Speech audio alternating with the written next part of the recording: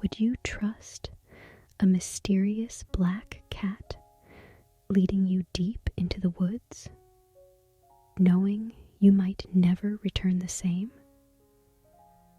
What if the creature you rescued from danger had plans for you? Magical plans. This is Serene from Serenity Haven, and today I will be narrating the story. The mysterious black cat hiding a magical secret.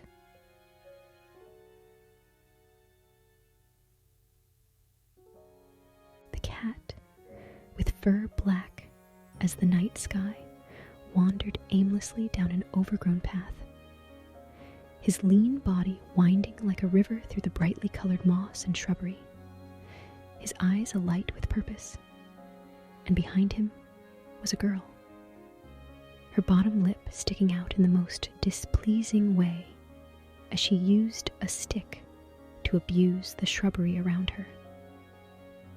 At first glance, one might simply think she is a bad egg, but if an individual were to really look at her, they would see she was rather disheveled, much like someone who had recently fallen. She was covered in dirt and leaves that clashed horribly with her neon pink t-shirt. Her hair was in tangles, and her hands and knees were bleeding from various small cuts. Disheveled as she was, she seemed determined to follow the black cat in front of her. If it turned right, she turned right, and if it turned left, she turned left. If the cat climbed over logs and under hills, she followed faithfully, with an annoyed yet determined look on her face. Why might she be so unwavering in her pursuit of the black cat, you might ask? Well, it all started 6 months prior, when the girl had rescued an injured black cat from an alleyway, likely having been attacked by stray dogs or cruel people.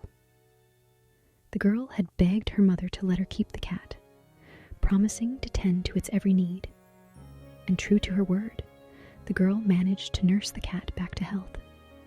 However, as time went by, she noticed there was something strange about the cat she had named Mr. Merripen. Something peculiar that she couldn't quite place, like a fond memory that had begun to fade over time. It wasn't altogether unpleasant, but she couldn't help but feel that something was amiss each time she gazed into the cat's golden eyes. Something about the way his eyes observed her seemed far too human, like he was staring into the depths of her soul and bewitching her thoughts. The girl could sense something was off, and for months she stewed over this knowledge, thinking she had gone mad. For months, she waited for the cat to do something to validate this feeling of unease, but nothing ever happened. So again, she waited and waited and waited, until finally, just as the first spring showers began and all the snow had melted, the cat did something peculiar. It stole her favorite pink pen and darted out the window of her room. The girl had been so enraged as she chased the lithe cat through the neighborhood. Her cries of "No" and "Mr. Merripen, give that back" were ignored by the feline, who would stop every now and then to see if she was still following, its tail twitching back and forth before sprinting off again, and finally stopping at the beginning of a moss-covered pathway leading into the woods. There, the cat would drop the pen and look between the woods and the girl expectantly, but the girl only grabbed her pen with a huff and left. However, that was not the peculiar thing that the cat did. The peculiar thing was that it would repeat this game of chase twice every day. Once in the morning and once in the evening, always stealing the girl's favorite pink pen. She did try to stop him many times, by building barricades, locking her pen in cupboards, and hiding it in secret places. But try as she might, he always managed to find it. So often did this game of chase occur that the girl had come to expect it, and she no longer ran after the cat because she knew where it was going. Instead, she would walk slowly behind it, pouting as she kicked at rocks with her feet and muttered something along the lines of, "Stupid black cat, and wait till I get my hand on him, the beast." Not that she would ever hurt him, but she hoped that she might scare him into stopping his little game of chase. When she would finally arrive at the mossy path, the cat's ears would be laying flat on his head, and his tail would be swishing back and forth in annoyance, and each time the girl would glare at Mr. Merripen and scold him as she took her pen back with a huff. Weeks passed like this, until finally the girl had had enough. She longed to know just what was so special about that damned path. And why did Mr. Merripen seem dead set on bringing her there every day? So when he stole her pen the next time, she was determined to know why, and broke off at a sprint behind the small creature. Once more, it stopped at the mossy path and stared at her expectantly, an eerily human excitement passing through its eyes as it glanced between the forest path and the girl, who glared back at him as she took a moment to catch her breath as beads of sweat dripped down her forehead. When Mr. Merripen noticed she had no intention of leaving, he picked the pen up once more and wandered into the woods, his tail swishing excitedly and pace brisk. "Now, where are you going?" yelled the girl, who began to jog after him. In her efforts to keep up to the cat, the girl did not pay much attention to the ground beneath her feet. Nor did she notice how the pathway had begun to gradually slant downward, getting more and more uneven the deeper she went into the woods. Her only focus was the cat in front of her, and as a result, she did not notice the large root stick up in the path as she ran. Having noticed it too late, she found herself rolling down the mossy hill. Her neon pink t-shirt and long brown hair caught on branches and dirt alike as she rolled to the bottom, where she landed on her back, breathless and bruised. She laid there for what felt like an hour, staring at the foliage of the trees dancing in the wind, a stinging sensation coming from cuts on her hands and knees, likely from when she had tried to stop her fall. In her mind, she wondered if she had a concussion and how she would explain her current state to her mother, because she couldn't very well say that she had been chasing Mr. Merripen through the woods. Many suitable excuses she could give her mother passed through her mind as she lay there, her mind whirring like a freight train down a track, until her thoughts were interrupted by Mr. Merripen's face, looking down at her, an all too human look of worry dancing through his eyes, and her favorite pink pen in his mouth. Seeing him, the girl shot up, remembering why she was in the forest in the first place. Ignoring the pain, she looked at the cat with a new fire in her eye. "Well, lead on. I haven't got all day," she stated in a strong but slightly shaky voice. Mr. Merripen did just that, but his pace seemed to have slowed into a saunter, rather than the dead run, as it had been before. The girl couldn't help but feel that the cat had done this for her sake, as she limped behind it with a pout. She watched how his body weaved gracefully through the shrubbery, and how he would look back at her every few steps, like a man with a guilty conscience.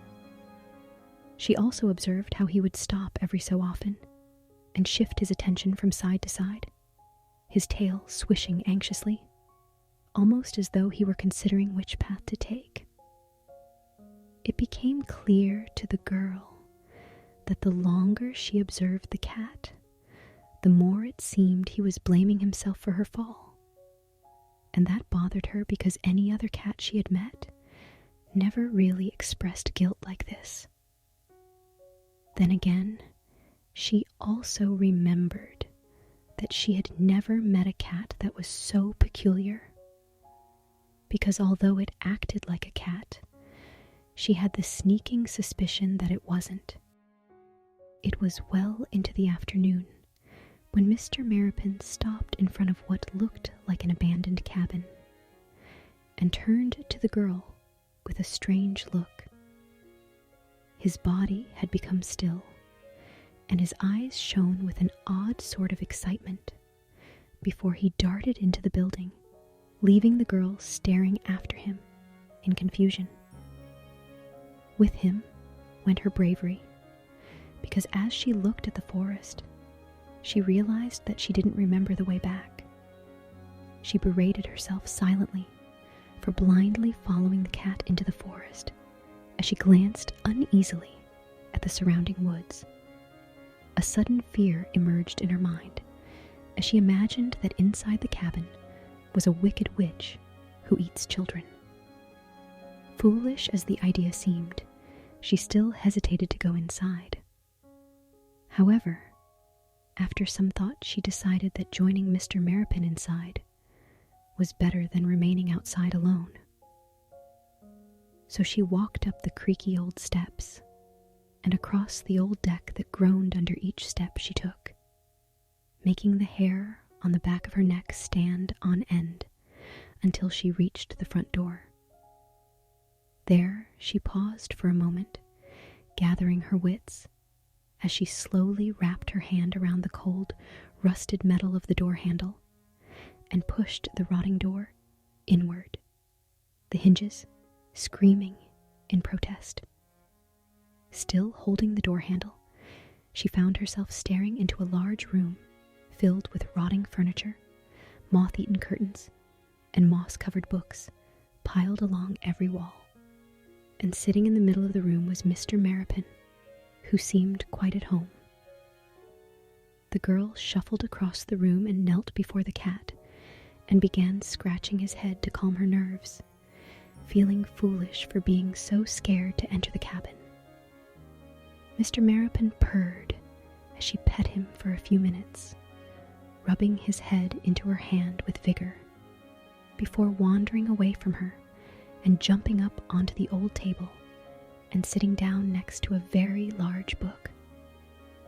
The girl laughed at his cheeky behavior and started to make her way to the table when Mr. Merripen swatted the book off the table, the book landing on the floor with a loud thwump and bursting open, revealing beautiful black hand writing on golden pages. At first glance, the cover of the book had seemed ordinary sitting on the table. But as the girl looked at the open pages of the book, she found herself drawn to it, and before she knew it, she had knelt down in front of the book. Wonder filled her mind as she caressed the pages, curious as to who in their right mind would abandon such a beautiful book. Perhaps, if the girl had paid more attention, she would have noticed how the words on the pages began to vibrate, and how the aged cabin around her began to appear clean and brand new. She would have noticed how the black cat on the table began to get bigger and bigger, his fur shifting into a velvety suit, his legs extending and swinging off the table, and his all-too-human eyes now accompanied by an all-too-human face. Although his cat ears and tail remained the same, swishing back and forth as he observed the girl with clear amusement, an excited grin on his face, and black fedora in his hand. "Well, missus, do you like my book?" he said in a candid voice, startling the girl, who just now noticed how her surroundings had changed. She stood tongue-tied in the middle of the room. She eyed the stranger before her with unease. "Aw, come now, missus. You can't have me believing that you have nothing to say." He mused, a mischievous grin appearing on his face. "Unless—" He paused and eyed her playfully, each word sounding like a purr.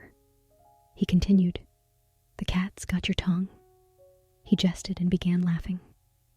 The girl remained silent, keeping as much distance between herself and the man as was possible. She did not know who he was, or how he got here, but she was certain that he was crazy. As the man before her laughed, she began to make her way towards the door and make a quick exit when the man's voice stopped her in her tracks. "Please don't leave, missus. You won't be able to return home if you do. For these are not the same woods that you came to this cabin by, and I'd hate for you to get lost. Especially when I am so fond of you, and am quite indebted to you." He purred. The girl was scared, and could only reply, "Who are you?" Of course, there were a great many other things she would have liked to ask, such as, "How do I get home?" and "How are these woods different from before?" being a few of her main concerns.